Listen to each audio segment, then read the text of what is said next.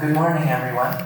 Good morning. My name is Brother Anselm, and I'm the coordinator of the Mount Angel Institute, and I want to welcome you all to this morning's lecture titled Applied Thomistic Psychology, Hope for Our Disordered World, sponsored by the Mount Angel Institute in collaboration with our Benedictine Oblate program. The mission of the Institute is to share rich ways of being together, of prayer, of hospitality, of deep reading, of centering on the Eucharist, and of promoting arts and culture and care for land and environment. And we do that primarily by offering lectures, offering speakers, and offering concerts to the public. Now, with this lecture in particular, with the fragmentation, division, and ideology as the unfortunate characteristics of contemporary society, and of even the understanding of personal identity, Thomas Aquinas comes back to us with a voice of sober wisdom, highlighting a true psychology, a true study of the soul. The Freudian specter is somehow upended by the dumb ox, a title that Thomas Aquinas was named, interpreted and retrieved for us by Dr. Christin McIntyre.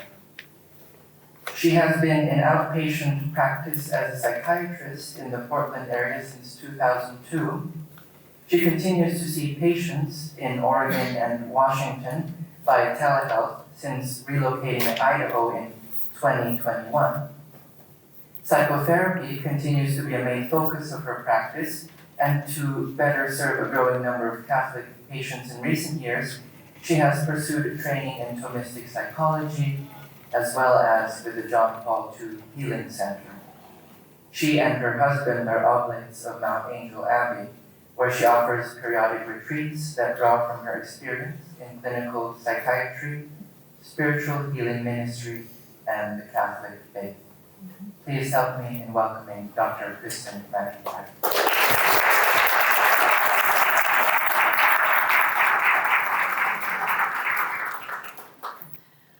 Good morning, everyone, and thank you so much for coming.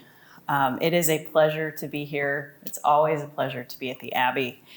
And it's a pleasure to talk about what I'm here to talk to you about today,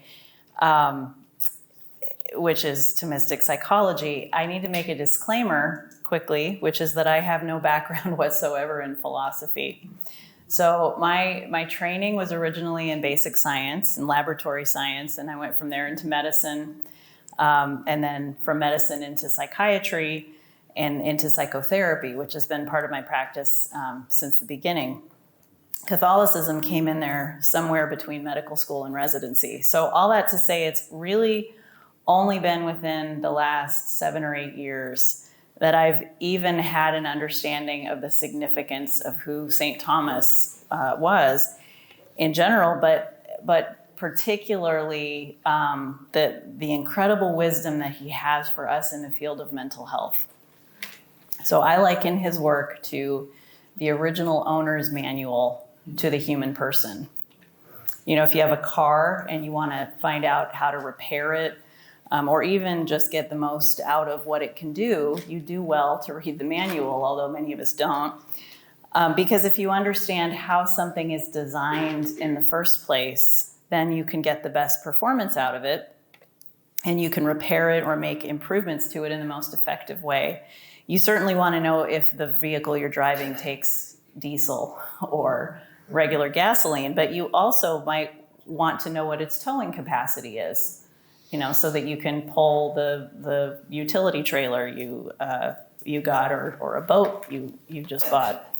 So an understanding of Thomistic psychology offers us the manual to the human person.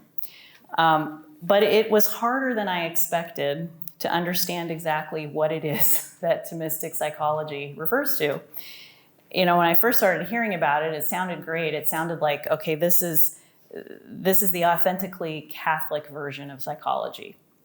And I heard so many people say how wonderful it was, but it's more than just a Catholic understanding of Thomistic anthropology, while you're practicing psychology.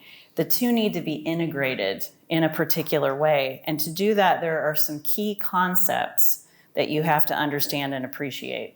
So that's what I'm hoping to be able to explain to you today. So just to sort of show you how difficult it is to kind of get your mind around this or get a handle on it, when you Google the term Thomistic psychology, you find things like this. This is at psychologydictionary.org. It defines Thomistic psychology as the psychological standards found within the writings of St. Thomas Aquinas, brought about in the formative 20th century by, and this is an error on the website, by many of Roman Catholic thinkers. And Aquinas stressed Aristotelian logic, the compatibility of reason combined with faith, the free will of human beings, and the knowledge of God as ultimate happiness. So I don't know about you, but I don't find that enlightening. And with that typo in there, I get the distinct impression that whoever wrote it didn't really know what it was either. So as I asked more people who seemed to know, many of them Dominicans, I was told I should read books like these by Conrad Bars, including one he co-authored with his colleague, and I apologize, I do not know how to pronounce her last name, Anna Taru or something like that, Psychic Wholeness and Healing, or this other one, Feeling and Healing Your Emotions. There are others. These are excellent books, but maybe it's just me, but I had a hard time getting what I was looking for out of these. I mean, God rest his soul, Conrad Bars was an incredible human being. He was very, very intelligent, very faithful, but he was also from a previous era. And in mental health, that means he was trained, he kind of came out of a time in mental health that was really dominated by Freud, frankly. And although, I mean, I have some training in that direction too, he comes at it from a very psychodynamic background and also with more philosophy under his belt than I had. So it frankly makes it a little less accessible to those of us who trained in the 90s and forward.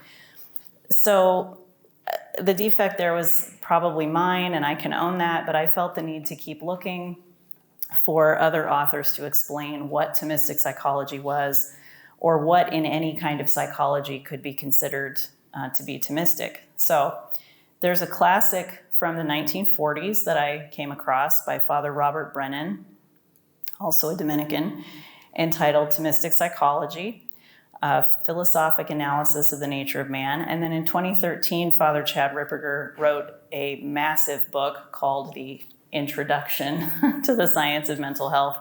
And both of these do an excellent job of summarizing everything St. Thomas had to say about human psychology. They're both excellent references. Unfortunately, lacking any background in philosophy, I found them, at least at first, completely impenetrable. And there's other books as well, but they tend to be written by theologians, not mental health practitioners. So it's sort of like if you want to learn how to cook and someone gives you a book that covers the science of cooking, it's helpful to know the temperature at which water boils and the difference between baking powder and baking soda. But if you want to learn how to cook, you need a recipe.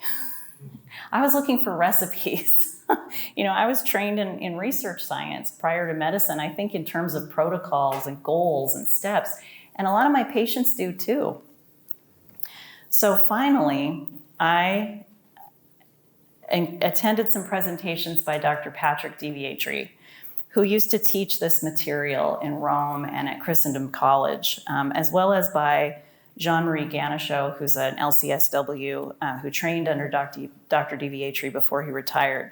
So finally, the two of them spoke my language, brought it down to a level that I could start to understand. Even with their help, it's taken me several years.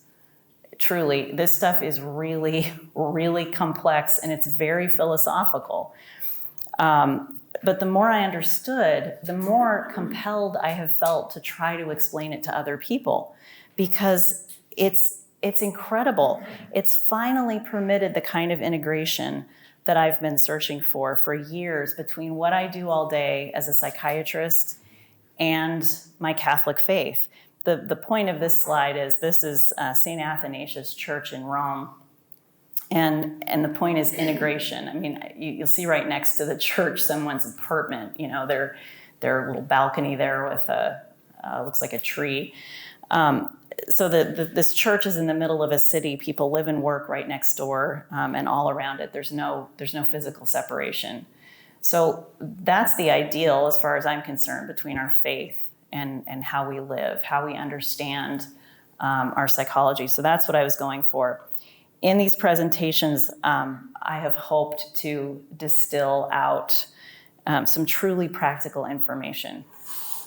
I wanted to help a lay audience, not a bunch of philosophers or theologians, and not a bunch of mental health practitioners necessarily, appreciate something about how we were designed by God to thrive and be happy so that we can get back there when things go off the rails, because many people in our world today are not thriving.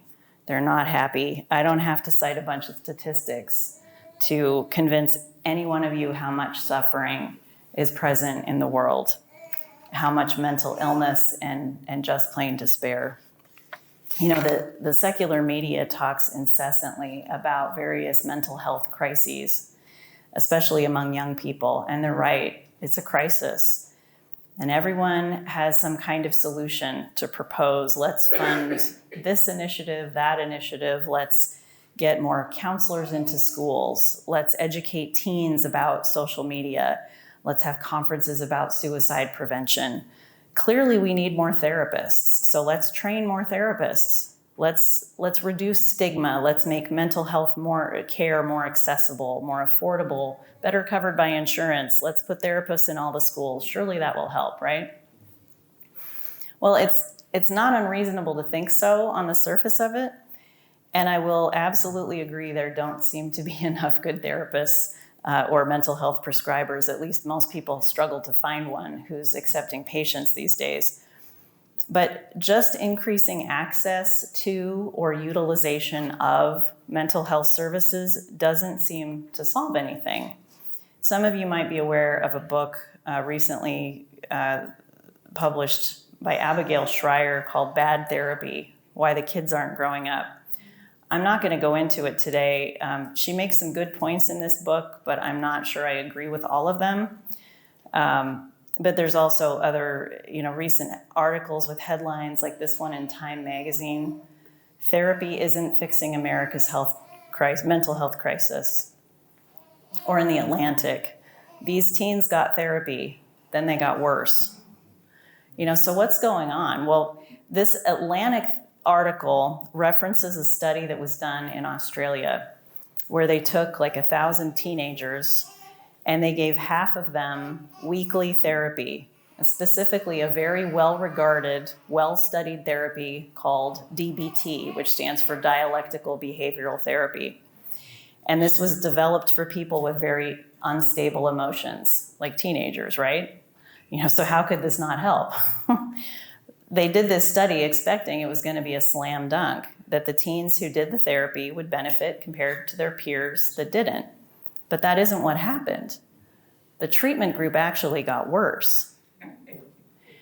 Now, I was gratified to read, following this, in the mainstream mental health press, no less, a very insightful commentary on this study by some researchers out of UC San Diego, who called out the grandiose stance psychiatry has at times taken of late.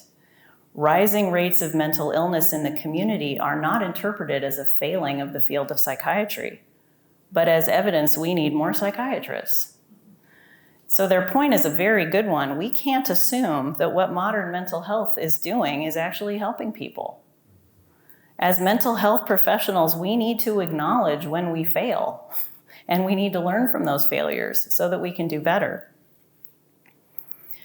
One very well-documented failure, which is quite easy to read about online, occurred in the 1960s when psychologist Dr. Carl Rogers and two of his associates were invited into a large religious community in the Los Angeles area called the Sisters of the Immaculate Heart of Mary. Dr. Rogers and his associates conducted encounter groups, all the rage back then, according to the principles of humanistic psychology, which, as the name indicates, is a very human, emotion-focused type of psychology. In other words, I determine my truth and my values. Humanistic psychology, as I said, is very emotion-driven. If it feels good, do it. And spoiler alert, this shares very little in common with St. Thomas. Anyway, long story short, at the conclusion of their intervention, there were 68 sisters left. Over 300 had left their vows in an astonishingly short period of time. Now, admittedly, this happened in the middle of the upheaval of the 1960s, so there had already been many forces at work prior to destabilizing that community, prior to Dr. Rogers and his associates showing up. Still, the effect that their interventions had was so dramatic that one of Dr. Rogers' associates, a psychologist by the name of Bill Colson, was deeply troubled by what had happened with the sisters. Not just that so many left their vows, but by the chaos that ensued and the obvious disorder and dissolution that was evident for so many of them. They did not appear to be finding the blissful liberation they had been promised by humanistic psychology. And shortly after this, Dr. Colson parted ways with Dr. Rogers, who had previously been his mentor, if not his hero. But after what he had seen, Dr. Colson had come to believe that what they had been doing and the psychological principles on which it was based was terribly wrong, and that his longtime mentor's ideas were actually destroying lives, not just in that community. He went on kind of a crusade the rest of his career to try to undo the damage he had done. So the point of this story is, here is an example of a mental health intervention based, as they all are, on a particular set of assumptions and ideas that, when applied, increased disorder and distress. So by all external appearances, it made these people's lives and their mental health worse. Does anyone recognize this building? This is part of the old Oregon State Hospital, which was used in One Flew Over the Cuckoo's Nest. So, why should Thomistic psychology expect to be any better? Well, for one thing, the philosophy, the ideas on which it's based, are kind of the inverse of humanistic psychology. I'll explain this in much more detail as we go, but for now, suffice it to say that in humanistic psychology, the soul serves the flesh. If it brings pleasure and satisfaction, it must be good. And so emotions are in the driver's seat as you seek fulfillment. In Thomism, the flesh is at the service of the soul. We sublimate our passions and the desires of the flesh in order to pursue a higher good. The other reason why Thomistic psychology seems likely to be more fruitful and more efficacious than its inverse is that we have some additional evidence that the way St. Thomas understood the human person is, in fact, the authentic understanding, the way God made us, the original owner's manual. So this comes from exorcists. Father Chad Ripperger in particular will say that St. Thomas understands human psychology the way angels do, including fallen angels. He says this because he has observed directly that demons appear to know with incredible precision how to tempt us, how to distract us, and how to knock us off course in our spiritual life. And when Father Ripperger applied a fully Thomistic understanding of psychology to his exorcism work, he found that he was able to help people protect themselves far better than otherwise against all forms of spiritual attack, even just ordinary temptation. So this brings me to my hypothesis. Remember, I said I'm a scientist, or I was. I propose that if a Thomistic understanding of human psychology is correct, if this is the way God designed us, then everything in modern psychology that works, everything we do that's actually helping people can be explained by Thomistic principles. In other words, everything that works insofar as it respects Thomistic anthropology. And anything that departs from those principles is not likely to be helpful and may do harm. So any type of therapy will be effective only to the degree to which it respects and restores the way that we were designed by God. So let's finally get into what I mean by Thomistic psychology. If this is the original owner's manual, it's a huge one. It's got a lot of detail. As I mentioned before, Father Ripperger wrote a very, very large book that he calls the Introduction to the Science of Mental Health, which is, of course, sort of funny that it's just an introduction. He distilled out of the Summa Theologica basically everything that pertains to human psychology, very methodically lays it out. From this, he constructed a diagram, which I will show you now.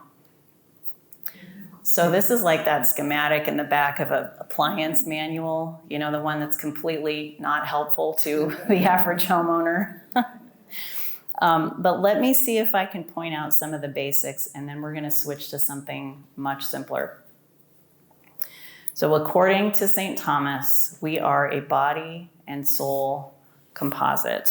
So everything on this diagram can be classified as either material, meaning part of the physical body, or immaterial, meaning there's an immaterial component. It's part of our immaterial soul, not dependent on the body. Many parts of us, many of our faculties, meaning our operative parts, are both. They have both a material and an immaterial element, but some are primarily or exclusively one or the other. We are one, a body-soul composite, but these operations might exist, might be accidents of one or the other. So an example of a just physical body part of us, material faculty, would be our muscles and our bones, the structures within us that we use to walk around. This would be our locomotive faculty. So that's hopefully you can see it there. Another body-only function is respiration or breathing.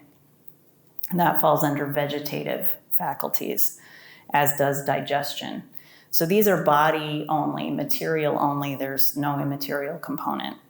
Everybody with me so far?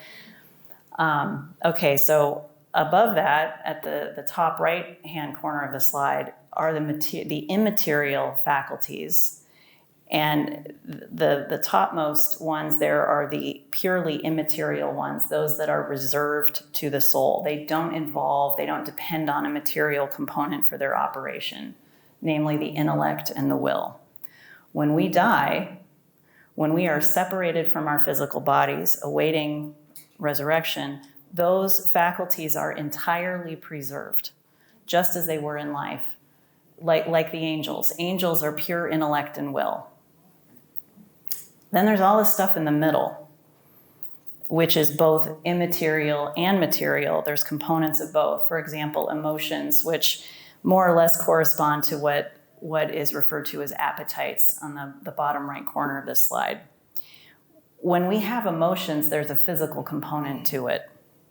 We feel anger or anxiety or love or grief. We feel those things in our physical bodies, as well as having an immaterial awareness of it, in other words, in our soul.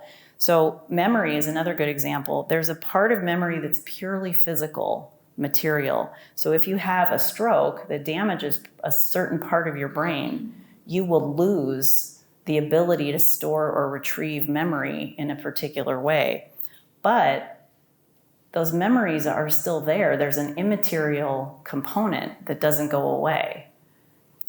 So I want to quickly point out on this slide, just a little to the right of the middle, the common sense power. This isn't common sense like we usually use the term. This is an internal sense that makes a concept out of all the external sense data that comes in. So sight, hearing, taste, touch, smell. All those external senses, those are material. And then they connect to parts of your brain that interpret that and integrate it. That's still material. Where it crosses over into the immaterial is where we form an understanding of what it is that we've just sensed. The common sense power integrates all the external sense data into one idea. So the concept of, smooth texture, yellow color, the smell of banana peel, and the taste of a banana, each of those is one data point, and the common sense power puts it all together to make a banana. Another way to say this is the common sense power grasps as one thing what is heard, seen, tasted, touched, smelled, and then it places that into the imagination. You see the arrow going from common sense to imagination. So the idea of a banana ends up in the imagination, and then it can be linked to any similar images in the memory. So you end up with this idea of a grasped, known, familiar item, a banana, that may then stimulate an emotional response, good or bad. Do I want this or do I not? And you see the connection there between the imagination and the appetites, which again, that's more or less the same things as emotions for our purposes. So I'm sorry, I know this is really complex, and I promise we'll bring it down to a simpler schematic in just a minute.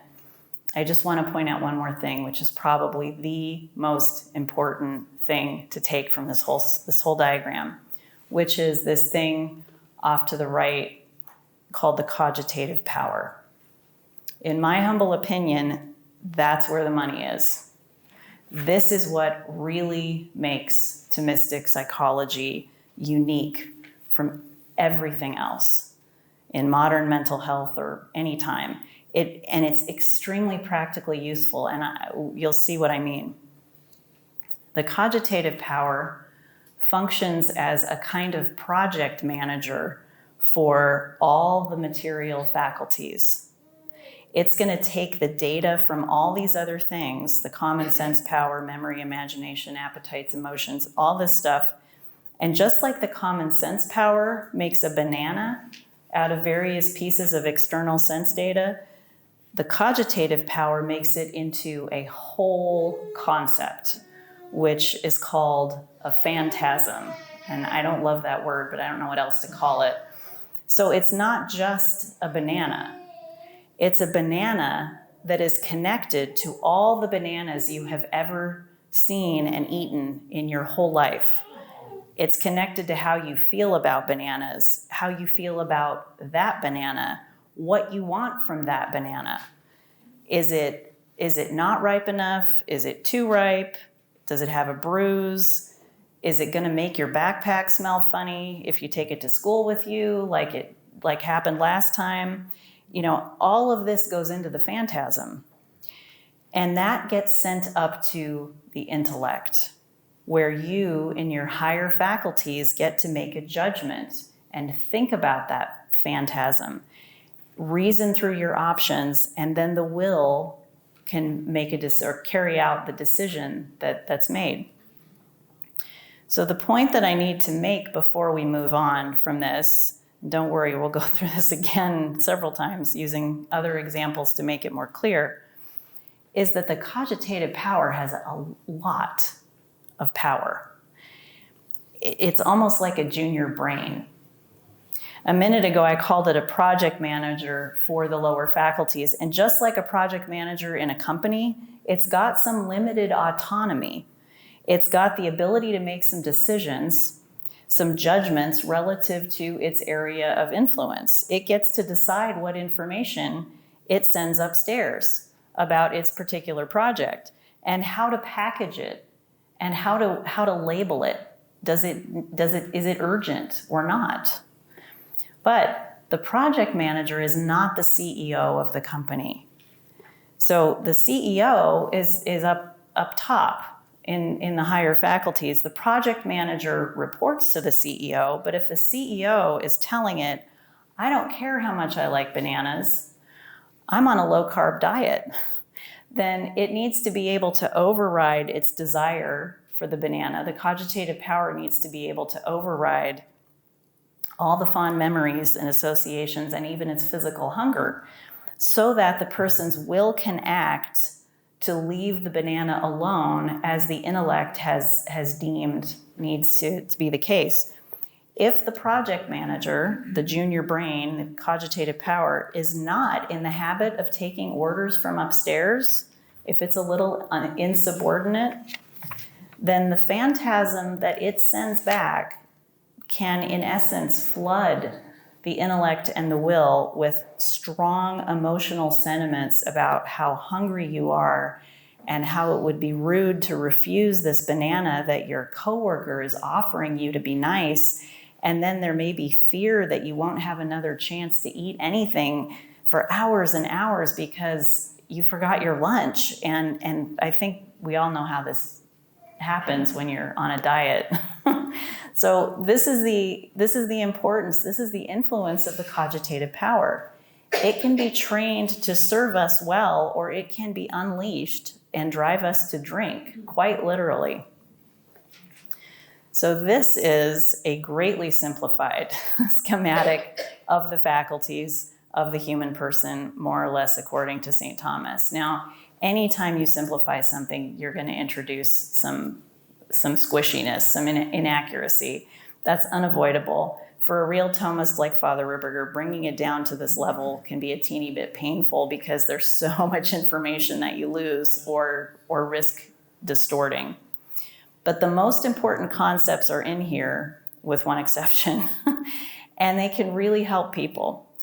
In fact, this slide is actually, or some version of it, is something I use a fair amount clinically, because the idea of our faculties having an order and a hierarchy to them is something that just makes sense to people, even those without an explicit religious faith.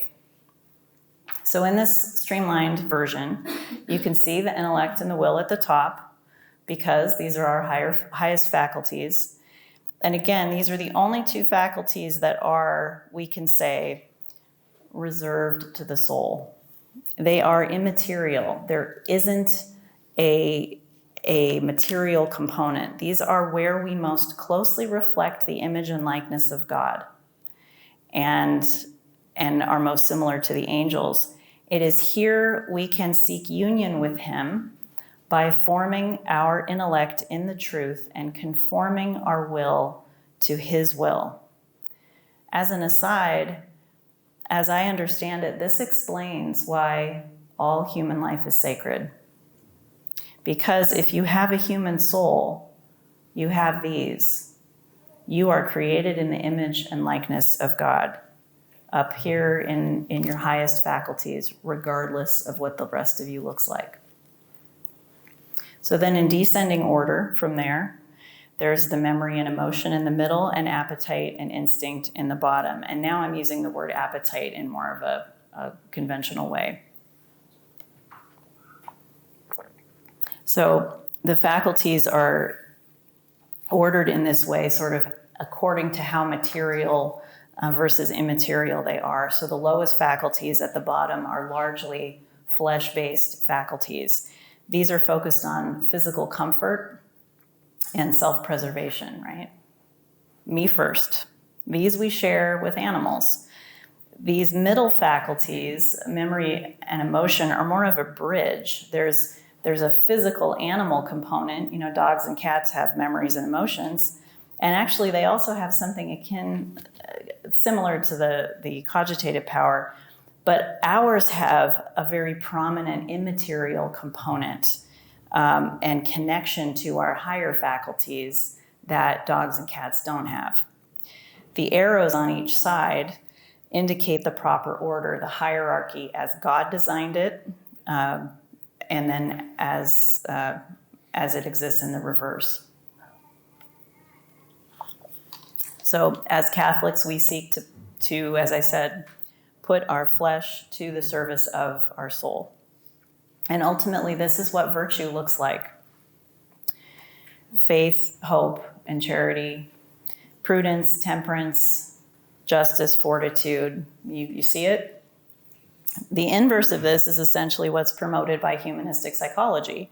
The soul becomes hostage to the flesh, and you act according to what's good down at the bottom, and you justify it later. There's no objective truth. Truth is whatever seems good to you, whatever works for you. This leads at minimum to an immature self-focus and hedonism, and at worst, it leads to addiction, narcissism, abuse of all kinds, and frank evil. Do you see it? Go downtown, you'll see it. But where's the cogitative power on this slide? Well, you're right, it's not here. I'm still working out the best way to explain this to people. What I've come up with for this particular image is this. What the cogitative power does can be summarized as packaging up all this middle and lower faculty data and presenting it to the higher faculties. But now I want to go into a little more depth about this process. So as we said before, the cogitative power is like a project manager for the lower faculties. It collates all this data. It makes some judgments about it. This is why I referred to it as the junior brain. It can judge, but it doesn't have the full power or wisdom of the higher intellect, and that's extremely important. So the cogitative power can do three things: compose and divide. This is a fancy way of saying compare and contrast. The cogitative power figures out how it's going to judge something by identifying what it's similar to and what it's different from. So is this like something familiar to me? Is this somehow unlike other things I've seen? Have I ever seen anything like this before? So that's a banana, and it looks like other bananas I've seen and eaten before that I really remember liking. There's just a hint of green at the stem end and a full yellow color with no brown spots.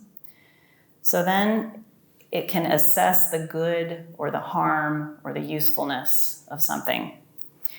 So that looks like a really good banana, the kind of banana that's at the exact point of ripeness I like best.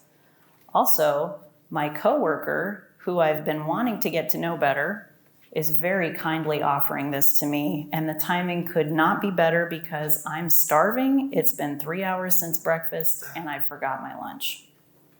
So now it prepares the phantasm for abstraction to the possible intellect. So that's a fancy way of saying it sends a report upstairs. At which point the intellect, the CEO, can grasp whatever's going on and make a fully reasoned judgment, ideally fully reasoned, and then move the will to act. In this case, perfect banana, offered by a coworker who we want to connect to, we want them to like us, and we're starving.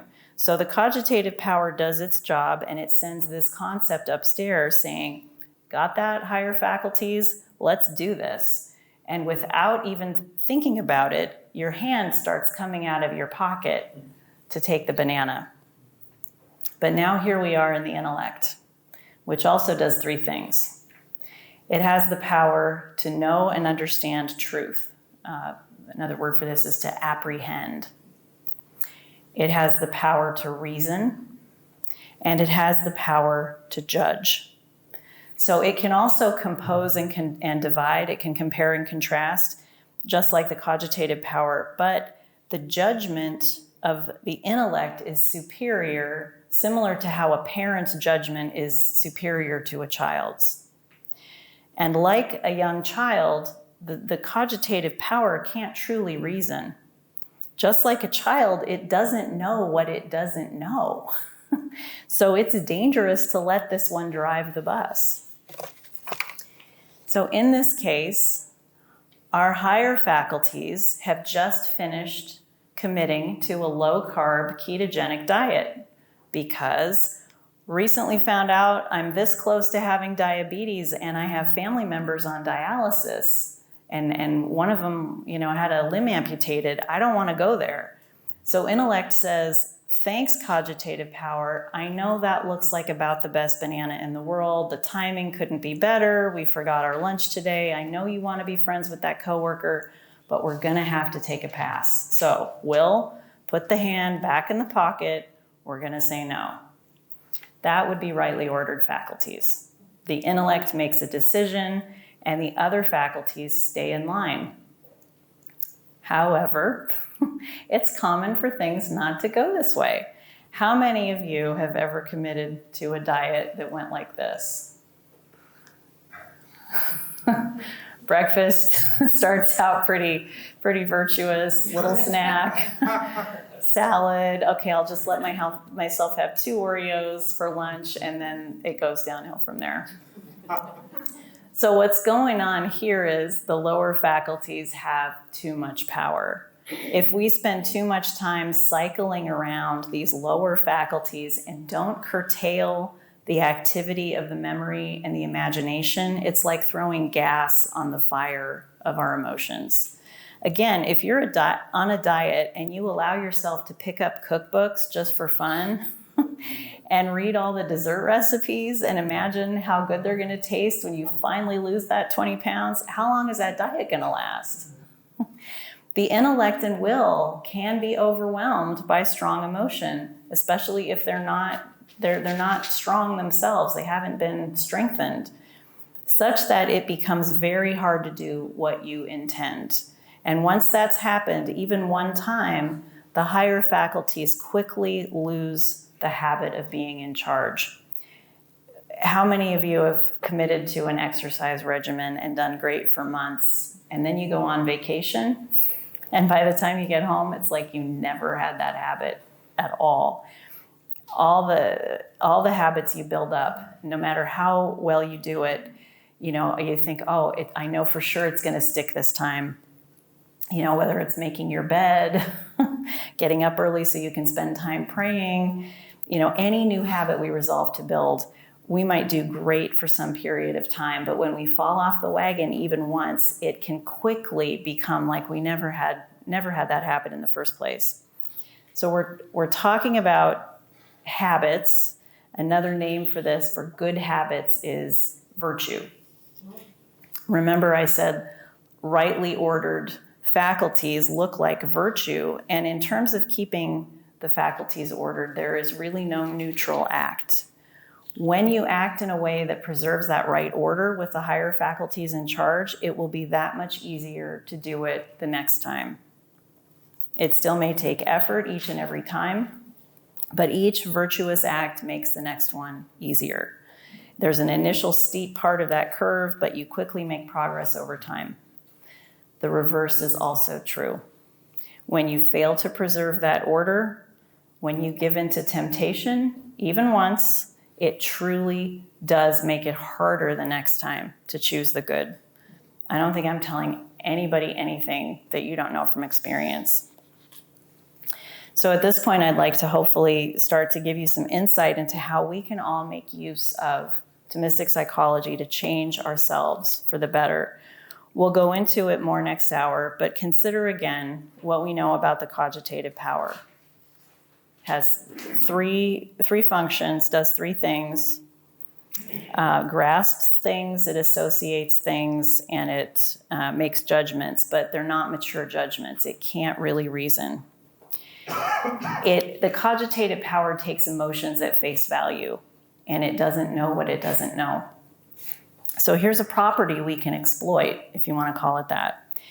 When the cogitative power gets a new piece of information, it takes it in and it can cause a shift. Sometimes just one small new piece of information is all it takes to completely change the image that's in the imagination, which then associates with a different set of memories and ends up completely altering the emotional response. So you've got a totally different phantasm. So let's go back to the banana that our coworker is offering us. Same setup, we're hungry, on a keto diet, forgot our lunch. Someone we're hoping to be friends with is offering us this banana, which looks like about the best banana we've ever seen. And in this case, our emotions and our physical hunger from just starting this diet are so strong that our cogitative power sends up an over-the-top persuasive phantasm. And the intellect thinks about it for a minute and says, well, you know, I read it's best to ease into the keto diet, actually. So I'll just eat bacon and eggs the rest of the day. One banana is going to be fine. I mean, it's fruit, right? It has potassium in it. And so that hand that had already come out of your pocket reaches out and it takes the banana. Now, your external sense of touch notices something strange. As you grab this banana, it kind of collapses when you put pressure on it, and you hear something squeak. Memory says, that sounds like a dog toy. So the cogitative power says, okay, that banana looks great, but it's not like other bananas. It appears to be a dog toy, and it would not be good to eat. As far as usefulness goes, it has none, except to play practical jokes on hungry coworkers trying to go keto.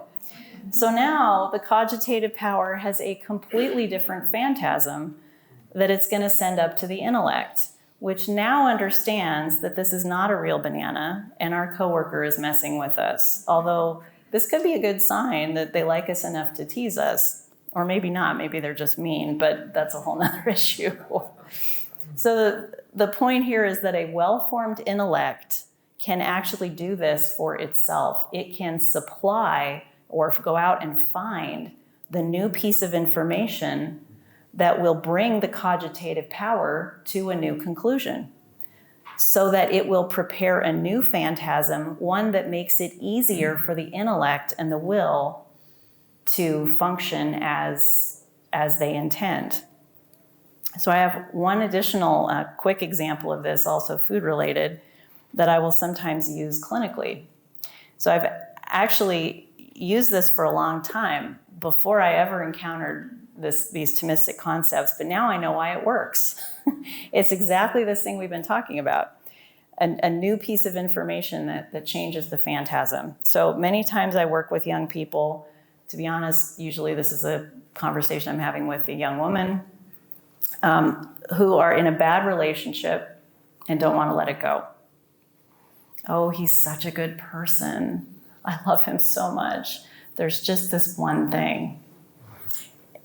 Often, and I know he can change, I'll help him, right? Often the just one thing is kind of a big deal. Like, he doesn't drive because he lost his license, because he had a couple too many DUIs. Or he doesn't have a job right now. He can't hold a job, but there's always a good reason. It's always someone else's fault or just bad luck. You know how some people just have bad luck.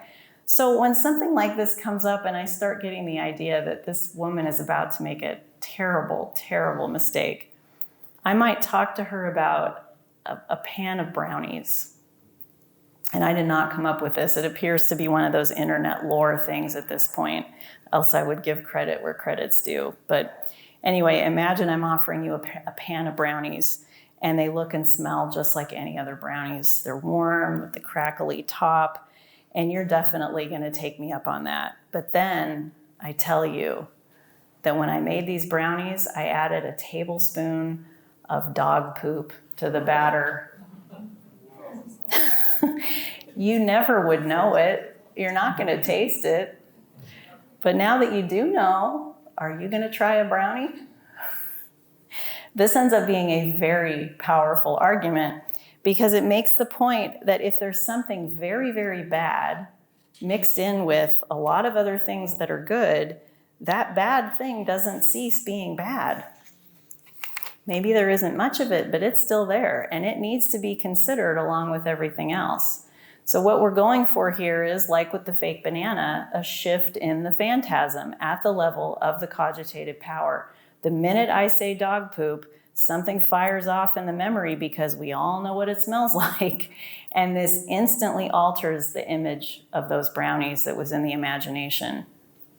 When someone is young, and maybe not so young, but gets wrapped up in a relationship where the emotions are very strong, stronger than the intellect and the will, the weight given to that data point about the DUIs or the job issues or whatever is very low. In fact, it's like the emotions are putting up an arm, like nothing to see here. And so what I'm trying to do is to equip a young lady in this kind of a situation to recognize with her intellect, that these are serious red flags, and to send this information down loud and clear to the cogitative power to equip that project managers to shut up the emotions for a minute and look behind that arm, take a really good look at what's there. The emotions will then shift in response to new information, and then and only then put the phantasm together for the intellect to accept and act on. I want to give you an additional clinical vignette that actually happened in my practice not that long ago, as an illustration of another way, another way I might use these principles in practice, because I do like to explain these things to my patients when I can. They find them very useful, when it fits, when they're receptive. Okay, normal disclaimers apply here. Any personal details have been changed to disguise the person that I'm talking about.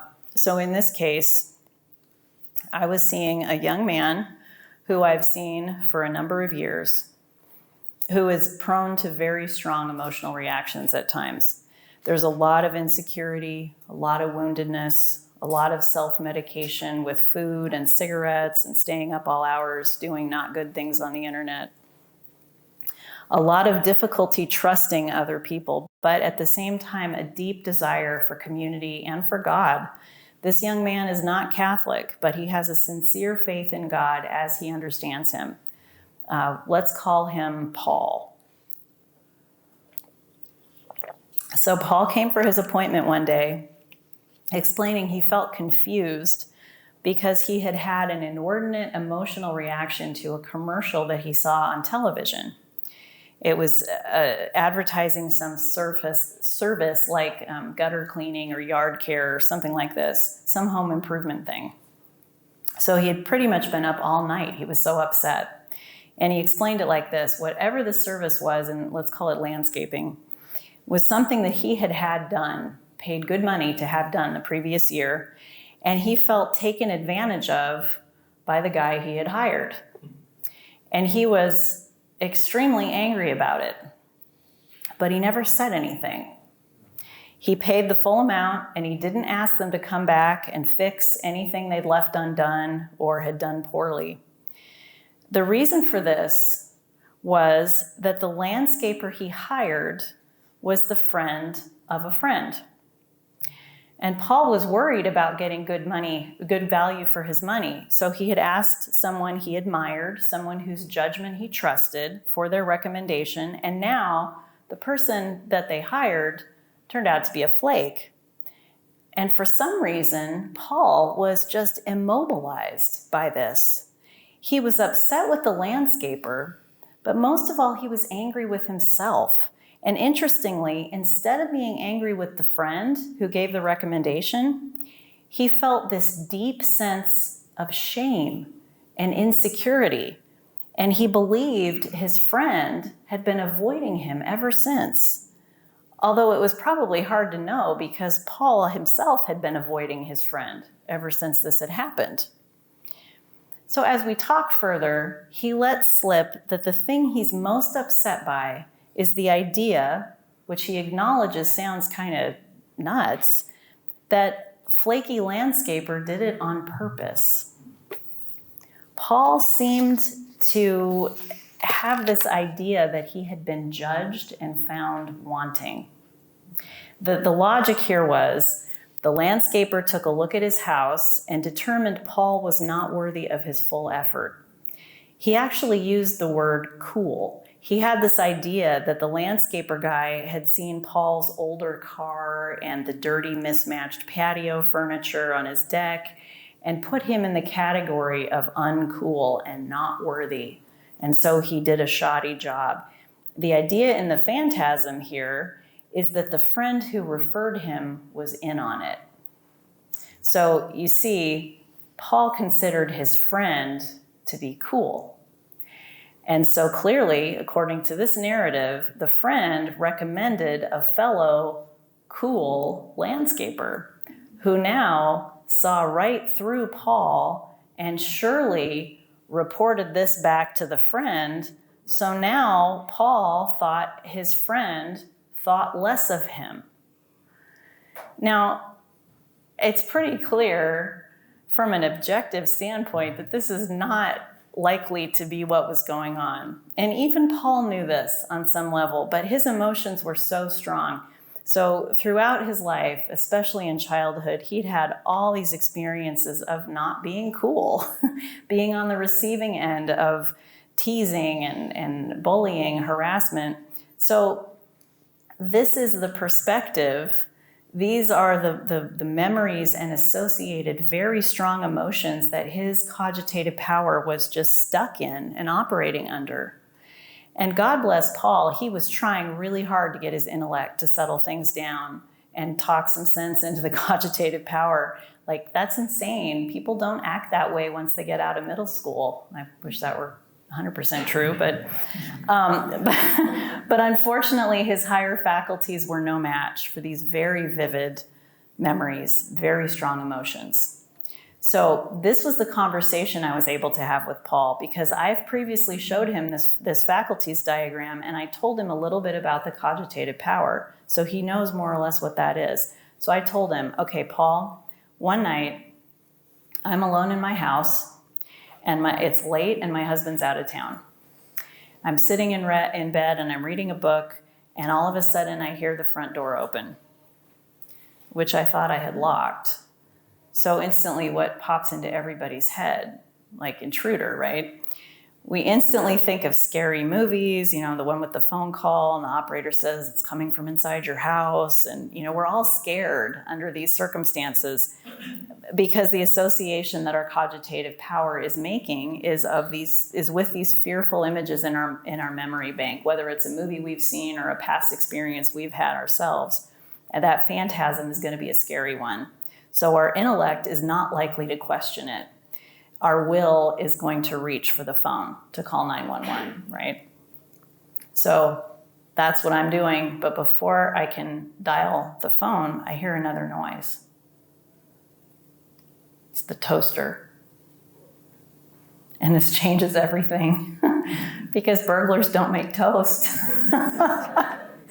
And suddenly when I hear that noise, I remember my college-age son is home on break, and he's staying out in the ADU on our property, and he was probably hungry and didn't have any food in the apartment, so he's come over and he's making himself a bagel. The sound of the toaster is a new piece of information that pulls entirely different things out of the memory bank, completely changes the associations that the cogitative power makes. The emotions are completely different. The phantasm is completely different. False alarm. I put the phone down and I go back to sleep, or try to go back to sleep. So Paul and I talked about this, and he really got it. And this became his phrase, which has become a thing when I've seen him subsequently for therapy sessions. You got to find the toaster. You have to consider the situation thoroughly with your intellect and try to find or go get a new piece of information that allows you to see the situation and the people in it from a completely different angle. In this case, he was able to question the notion that his cool friend and the cool landscaper were in cahoots. What if his friend had driven by his house and noticed that it didn't look so great and felt terrible that he had recommended someone who turned out to be a flake? Maybe, or maybe the friend had recommended someone that he knew but hadn't actually used yet, And then he had his own bad experience with him. And again, he felt badly that he had given a bad recommendation to Paul. So maybe he really was avoiding Paul, but it was because he felt embarrassed and ashamed.